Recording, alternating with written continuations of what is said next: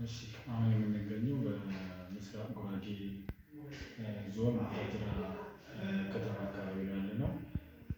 ከዚህ በኋላ ባለን ጊዜ ውስጥ የሃይማኖት ቦታዎችን እንዲሁም ደግሞ በጉራጌ ያሉ ባህሎችን አግባቡ እያስተዋወቅን ለማህበረሰቡ ተደራሽ ለማድረግ እንጥራለን። እንዲሁም ደግሞ የዩቲዩብ ተከታዮቻችን የጉራጌን ባህል እንዲሁም ደግሞ እምነቱን ጭምር ምን እንደሆነ በአግባቡ እንድታውቁ ስለሚያግዝ ሁሌም እንድትከታተሉኝና በማቀርባቸው ሀሳብና አስተያየቶቻችሁ እንዳይለየን እጠይቃለሁ ማለት ነው።